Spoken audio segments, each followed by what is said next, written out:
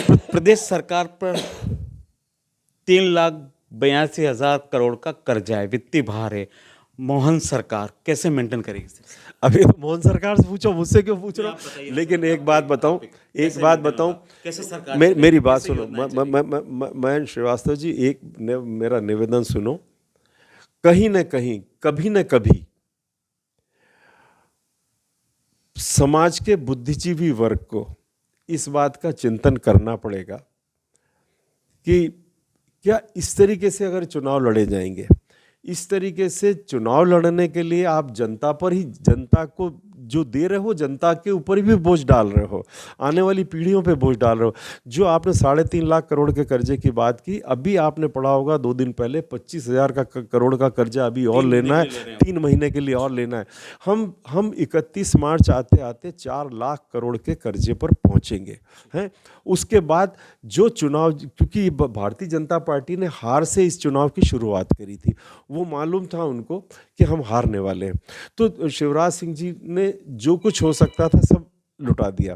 उनने जो चाहे वो उनने वादे किए, और मुझे तो लगता कभी कभी शायद उनको इसीलिए नहीं बिठाया कि उनके वादे पूरे करना बहुत मुश्किल काम है, तो शिवराज सिंह जी के लिए एक बड़ी एम्बरेसमेंट की स्थिति होती, इसलिए उनसे कहा कि भैया आपको बचा लेते हैं और डॉक्टर मोहन यादव को बिठा देते हैं।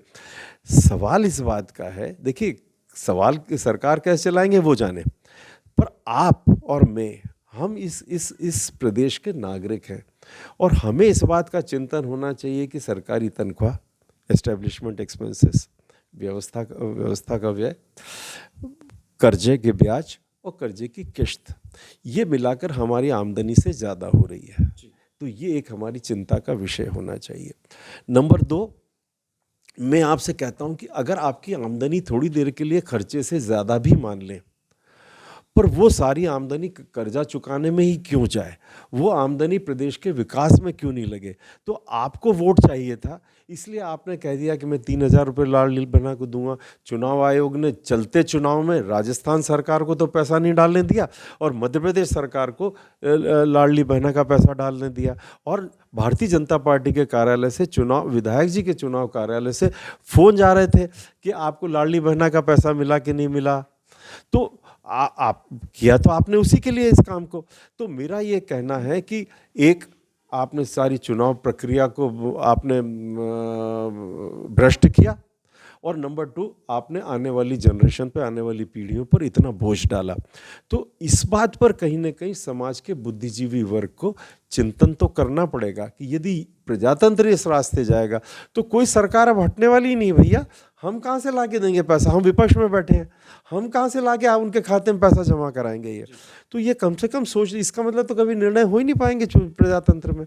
तो ये कहीं ना कहीं चिंतन की और चिंता की बात जरूर है। इंडिया अलायंस ने मल्लिकार्जुन खड़गे को नेता बना दिया अपना, उसका नेता वो बन गए अगले प्रधानमंत्री। नहीं नहीं, आप बहुत बात को आगे बढ़ा लेते हो, आपकी जानकारी मेरे ख्याल से अधूरी है। केवल इतना हुआ कि ममता बनर्जी ने कहा कि उनने प्रस्ताव रखा कि खड़गे जी को प्रधानमंत्री पद का उम्मीदवार घोषित किया, और केजरीवाल जी ने और 12 और दलों ने समर्थन किया, लेकिन निर्णय नहीं हुआ है।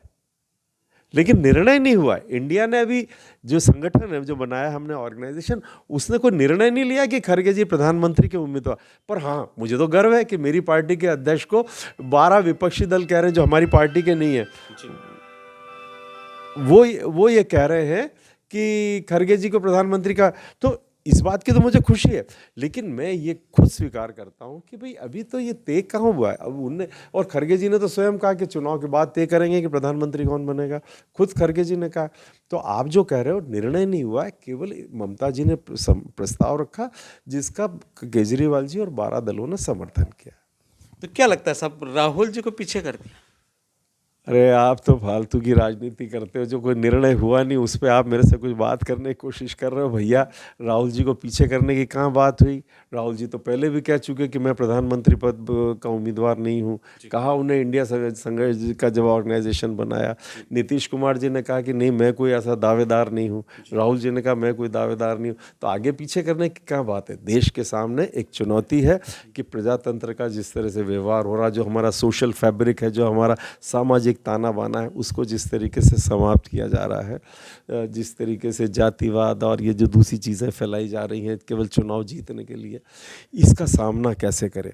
तो आज विपक्ष के सामने चुनौती केवल इस बात की, वो इसका उसकी चुनौती ये नहीं कि प्रधानमंत्री किसको बनाए या इस तरह हम सत्ता में कैसे आए, नहीं, वो चुनौती ये है उसके सामने कि इसको कैसे बचाएं। इसके लिए अगर यदि वो लोग आकर यदि कोई निर्णय ले पाते हैं तो इससे खुशी की बात मेरे लिए और देश के लिए कोई और नहीं होगी। धन्यवाद सर, थैंक यू।